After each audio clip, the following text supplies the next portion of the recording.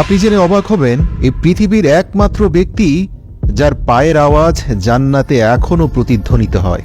আল্লাহর রাসূল সাল্লাল্লাহু আলাইহি ওয়াসাল্লাম বলেন, হে আমার সাহাবীরা, আমি মেরাজের রাত্রিতে বোরাক দিয়ে যখন জান্নাতের উপর দিয়ে উড়ে যাচ্ছিলাম, তখন তোমাদের মধ্য থেকে নিগৃহীত এক গোলামের পায়ের আওয়াজ শুনতে পেলাম। তখন আল্লাহর রাসূল এমন একজন ব্যক্তির নাম নিলেন যে ছিল একজন গোলাম, গায়ের রং কালো, অত্যাচারিত, নিরীহ, নিপীড়িত। সকল সাহাবীরা অবাক হয়ে গেল। তারা বলল, ইয়া রাসূলুল্লাহ, এই ব্যক্তির পায়ের আওয়াজ জান্নাতে কেন প্রতিধ্বনিত হবে? তখন আল্লাহর রাসূল বললেন, হ্যাঁ, এটা আমার কথা নয়, এটা সরাসরি জিবরাইল আমিন আমাকে বলেছেন, এটা আল্লাহর নির্দেশ। প্রিয় দর্শক, আপনাদের জানিয়ে রাখি, উমাইয়া ইবনে খালফ ছিলেন মক্কার নেতাদের মধ্য হতে একজন গুরুত্বপূর্ণ এবং প্রভাবশালী নেতা। বলা যেতে পারে কুফর ও শিরকের এক শ্রেষ্ঠ উদাহরণ এই ব্যক্তি। তৎকালীন সময়ে তাকে বলা হতো মুসলমানদের জন্য এক জীবন্ত শয়তান। একদিন সে জানতে পারল যে তার এক দাস মূর্তি পূজা করতে অস্বীকার করছে এবং অন্য কাউকে নিজের মাবুদ বানিয়েছে। সে তৎক্ষণাৎ তার সেই দাসকে ডেকে জিজ্ঞাসা করল, আমি শুনেছি তুমি অন্য কোনো দেবতার ইবাদত করছো, সত্যি করে বলো তুমি কার ইবাদত করো? গোলাম বলল, আমি মুহাম্মদ সাল্লাল্লাহু আলাইহি ওয়াসাল্লামের রবের ইবাদত করি। উমাইয়া ইবনে খালফ এ কথা শুনে রাগে লাল হয়ে গেলেন এবং বললেন, মুহাম্মদের রবের ইবাদত করার মানে হচ্ছে তুমি আমার পবিত্র মূর্তিসমূহের শত্রু হয়ে গেছ। ভালোই ভালোই সোজা পথে ফিরে এসো, নাইলে অপমানিত হয়ে মৃত্যুবরণ করবে। আমি কিছুতেই এটা সহ্য করতে পারি না যে তুমি একজন মূর্তির পূজারীর দাস হয়ে মুহাম্মদের ঈশ্বরের ইবাদত করো। কিন্তু সে দাস কি উত্তর দিলেন জানেন? সে একনিষ্ঠ হৃদয়ে বলল, হে আমার মালিক, আমার শরীরের উপর আপনার হস্তক্ষেপ চলতে পারে, তবে আমার অন্তরের উপর আপনার কোনো ক্ষমতা চলবে না। আমি আমার হৃদয় এবং আমি আমার প্রাণ মুহাম্মদ এবং তার আল্লাহর জন্য সঁপে দিয়েছি। কোনোভাবেই মূর্তির সামনে মাথা নত করা আমার পক্ষে সম্ভব নয়। গোলামের এই উত্তর শুনে উমাইয়া বিন খালফ রাগে এবং ক্ষোভে যেন উন্মাদ হয়ে গেল। একজন ক্রীতদাস তার মুখের উপর এত সাহসিকতা প্রদর্শন করল, এই মুহাম্মদের অনুসারীদের মধ্যে সাহস বেড়ে যাচ্ছে। সে কঠোরভাবে বলল, ঠিক আছে, তাহলে এবার তোর ধর্মত্যাগের মজা উপভোগ কর, আমিও দেখব কিভাবে মুহাম্মদ এবং তার ঈশ্বর তোকে রক্ষা করে। এরপর থেকে সে গোলামের উপর শুরু হয় অমানবিক অত্যাচার।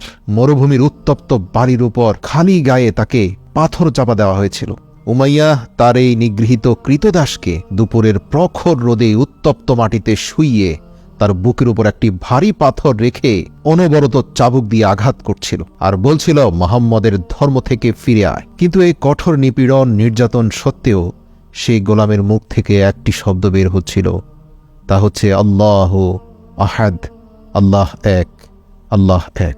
প্রিয় দর্শক, আল্লাহ এক এই বাণীটা কেন কাফেরদের অন্তরে আগুন ধরিয়ে দিত জানেন? এর কারণ প্রত্যেকটি কাফের আসলে আল্লাহকে মানত, কিন্তু তারা দৃঢ়ভাবে বিশ্বাস করত যে আল্লাহর সাথে আরও অনেক শরীক আছে। তাদের মূর্তিদেরকেও আল্লাহর সমকক্ষ মনে করত। তাই আহাদ আহাদ এটাই ছিল তৎকালীন ইমানদারদের সবচেয়ে বড় তাকবীর। যাই হোক, সেই গোলামের মুখ থেকে আল্লাহ আহাদ, আল্লাহ এক এবং অদ্বিতীয় এই কথা শুনে ক্ষিপ্ত হয়ে অত্যাচারের মাত্রা আরও বাড়িয়ে দিল। একবার তো উমাইয়া তার অত্যাচারের মাত্রা ছাড়িয়ে গেল। সে তার ক্রীতদাসকে পুরো একদিন সারা দিন সারা রাত ক্ষুধার্ত ও তৃষ্ণার্ত রেখে উত্তপ্ত বালির উপর শুইয়ে তার উপর কষ্টের স্টিম রোলার চালিয়ে দিল। কিন্তু তার এত অত্যাচার সত্ত্বেও সে তার দাসকে ৭০ দিন থেকে বিরত রাখতে পারেনি। অবশেষে ক্লান্ত হয়ে উমাইয়া মক্কার কিছু বদমাশ ছেলেপেলেদেরকে ডেকে আনল এবং তাদেরকে বলল, এই ক্রীতদাসকে এতটা যন্ত্রণা এবং কষ্ট দাও যাতে সে মুহাম্মদ এবং তার রবের নাম নিতেও ভুলে যায়। এই বদমাশ ছেলেরা উমাইয়ার সন্তুষ্টি লাভ করার জন্য সে অসহায় ক্রীতদাসকে অত্যন্ত বাজেভাবে মারধর করতে লাগল। তারা সেই গোলামের শরীর থেকে সমস্ত কাপড় খুলে নিল, শরীরে লোহার চাদর দিয়ে ঢেকে প্রখর রোদে দাঁড় করিয়ে রাখত। কিন্তু সে গোলামের মুখ থেকে আহাদ আহাদ ছাড়া আর কিছুই বের হতো না। আল্লাহু আকবার! চিন্তা করুন, আজ ইসলামের লেবাসধারীরা সব জায়গায় সম্মানিত হয়, উন্নত মানের খাবার এবং আহার পায়, ওয়াজ মাহফিলে মোটা অঙ্কের অর্থ পায়, আর সে সময় শুধুমাত্র এক এবং অদ্বিতীয় খোদার অনুসরণ করার অপরাধে পাথর চাপা দিয়ে মরুভূমিতে চাবুকের আঘাত করা হতো। ইসলামের জন্য এই অবর্ণনীয় জুলুম এবং নির্যাতন সহ্য করা এই সাহাবী আর কেউ নয়, হযরত বিলাল হাবশী রাদিয়াল্লাহু তাআলা আনহু। আল্লাহ রাসূল বলেন, আমি জান্নাতের উপর দিয়ে উড়ে যাওয়ার সময় যে পায়ের আওয়াজ শুনতে পেলাম, আমি জিবরাইলকে জিজ্ঞেস করলাম, এই মহান ব্যক্তিকে যার পায়ের আওয়াজ পুরো জান্নাতময় ভেসে বেড়াচ্ছে। তখন জিবরাইল বলল, ইয়া রাসূলাল্লাহ, এ হচ্ছে আপনার সাহাবী হযরত বিলালের পায়ের আওয়াজ। ইসলামের জন্য তার ত্যাগ আল্লাহ এত পছন্দ করেছেন যে কিয়ামত পর্যন্ত জান্নাতের প্রতিটি কোণায় বিলালের পায়ের আওয়াজ প্রতিধ্বনিত হবে। আল্লাহু আকবার। এভাবে জুলুম, নির্যাতন আর অত্যাচার চলছিল বিলালের উপর। এমনই একদিন হযরত আবু বকর সিদ্দিক রাদিয়াল্লাহু তাআলা আনহু সেই পথ দিয়ে যাচ্ছিলেন। হযরত আবু বকর সিদ্দিক রাদিয়াল্লাহু তাআলা আনহু উমাইয়াকে ডেকে বললেন, হে উমাইয়া, এই অসহায় ও মজলুম ব্যক্তির উপর এত অত্যাচার কেন করছো ভাই? বুঝলাম সে তোমার গোলাম, তাই বলে এত অমানবিক হওয়াকে তোমার মানায়? সে যেহেতু এক এবং অদ্বিতীয় আল্লাহর ইবাদত করে, তুমি তার উপর একটু এহসান করলে এই অনুগ্রহ প্রদর্শনের জন্য পরকালে তুমি আল্লাহর কাছে অনেক যাজা খায়ের পাবে। এ কথা শুনে উমাইয়া অত্যন্ত ঔদ্ধত্যের সাথে বলল, আমি তোমার এইসব কাল্পনিক আখিরাতের ধারণায় বিশ্বাস করি না। আমার মনে যা আসে আমি তাই করব। হযরত আবু বকর সিদ্দিক রাদিয়াল্লাহু তাআলা আনহু এই উত্তর শুনে খুবই ব্যথিত হলেন। কিন্তু তারপরও হযরত আবু বকর সিদ্দিক রাদিয়াল্লাহু তাআলা আনহু তাকে বুঝিয়ে বলতে লাগলেন, ভাই, এই অসহায়টি মানুষের উপর আর অমানবিক জুলুম নির্যাতন করো না। উমাইয়া আবু বকরের এই অনবরত অনুরোধ শুনে বিরক্ত হয়ে বললেন, তুমি যদি এই গোলামের প্রতি এতই সহানুভূতিশীল হও, তাহলে এই মক্কার সর্বশ্রেষ্ঠ গোলাম ফাস্তাগ রুমিকে আমার হাতে দিয়ে দাও আর আমার এই নিকৃষ্ট গোলামকে নিয়ে নাও। প্রিয় দর্শক, একটা কথা বলি, মক্কার সবচেয়ে শক্তিশালী এবং সাহসী গোলামের নাম ছিল ফাস্তাগ রুমি। সেই গোলামের মালিক ছিল হযরত আবু বকর রাদিয়াল্লাহু তাআলা আনহু। উমাইয়ার ধারণা ছিল এই প্রস্তাবে আবু বকর কখনোই রাজি হবে না, কারণ দেখতে শুনতে কালো, নিগৃহীত, দুর্বল বেলালের বিনিময়ে আবু বকর কখনোই তার গোলাম ফাস্তাগ রুমিকে দেবে না। কিন্তু আবু বকর রাদিয়াল্লাহু তাআলা আনহু উমাইয়াকে অবাক করে দিয়ে সাথে সাথে রাজি হয়ে গেলেন। যেখানে উমাইয়ার ধারণা ছিল যে ফাস্তাগ একজন অত্যন্ত বরকতময় এবং সাহসী শক্তিশালী গোলাম, যার দাম বেলালের থেকে কয়েক গুণ বেশি, যে বিনিময়ে কখনোই আবু বকর রাজি হবে না, সেখানে আবু বকর এত সহজে রাজি হয়ে গেল। সঙ্গে সঙ্গে উমাইয়া নিজের ঘোল পাল্টে ফেলল এবং বলল, ঠিক আছে, শুধু তোমার ওই ফাস্তাগ রুমিকে দিলেই হবে না, সাথে 40 উকিয়া রৌপ্যও দিতে হবে। হযরত আবু বকর সিদ্দিক রাদিয়াল্লাহু তাআলা আনহু বললেন, হ্যাঁ দেব, তবে শর্ত হচ্ছে এই মুহূর্ত থেকে আর একটি আঘাতও তুমি বেলালের গায়ে করতে পারবে না।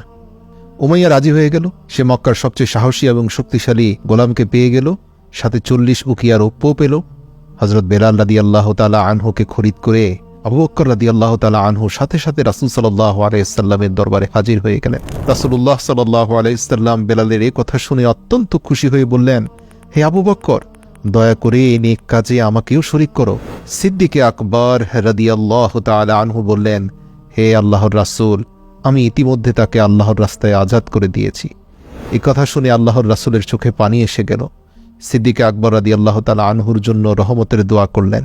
হাদিসে আছে, পৃথিবীর সকল নবী রাসূলের পরে এই পৃথিবীর যত সাধারণ মানুষ রয়েছে, তাদের সবার আমলকে এক পাল্লায় রেখে আবু বকরের আমল এক পাল্লায় রাখলেও আবু বকরের আমল তাদের থেকেও শ্রেষ্ঠ হবে। হযরত বিলাল রাদিয়াল্লাহু তাআলা আনহু তার জীবনে 28টি বছর গোলাম হিসাবে কাটিয়েছেন।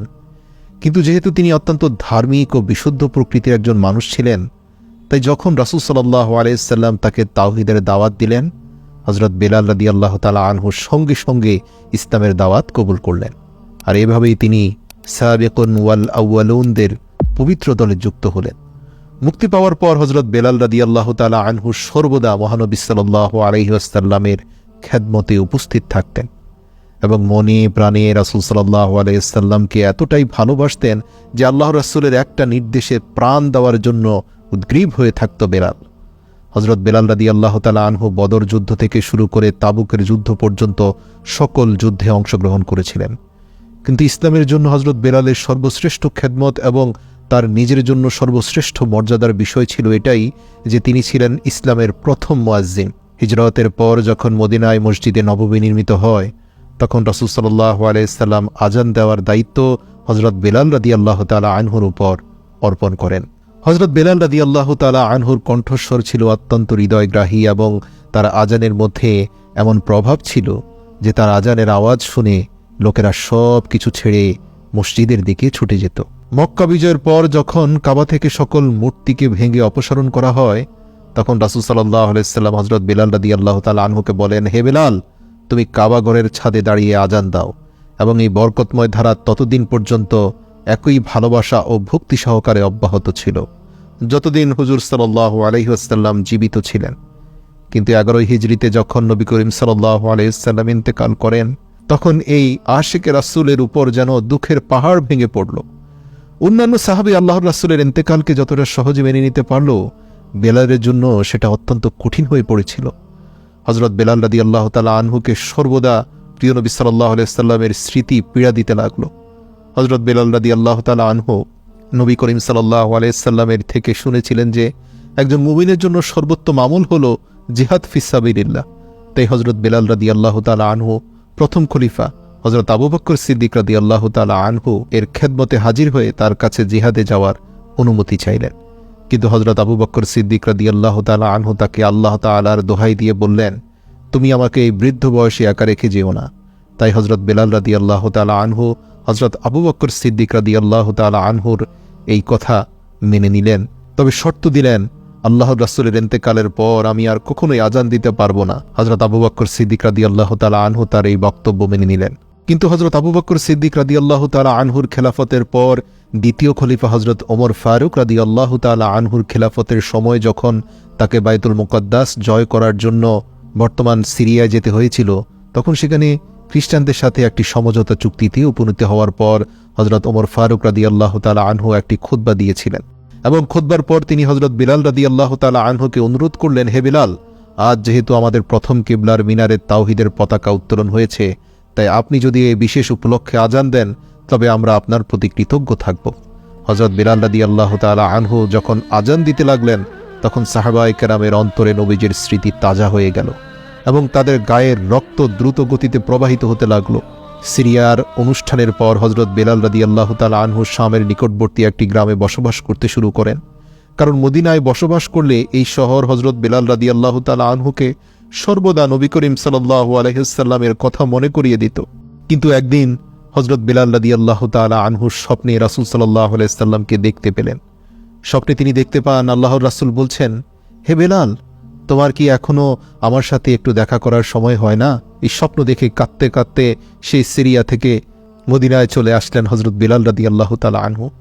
সেখানে এসে নবীজির রওজার পাশে আল্লাহর দরবারে মুনাজাত তুলে এত কান্নাকাটি করলেন যে উপস্থিত সবার চোখ দিয়ে পানি বের হয়ে গেল। অতঃপর জড়িয়ে ধরলেন আল্লাহর রাসূলের দুই নাতি হাসান এবং হুসাইনকে।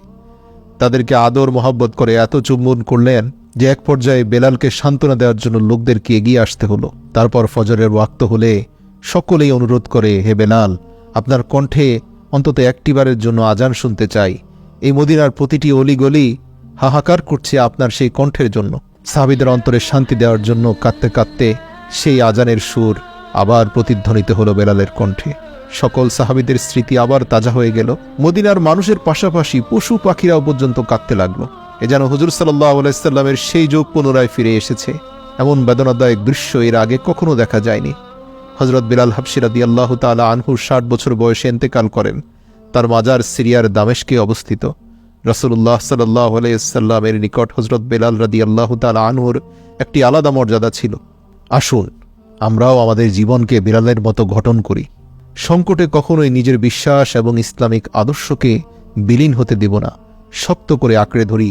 যেভাবে কোরআনে আল্লাহ তাআলা বলেছে, তোমরা আল্লাহর রশিকে শক্ত করে আঁকড়ে ধরো, পরস্পর বিচ্ছিন্ন হয়েও না।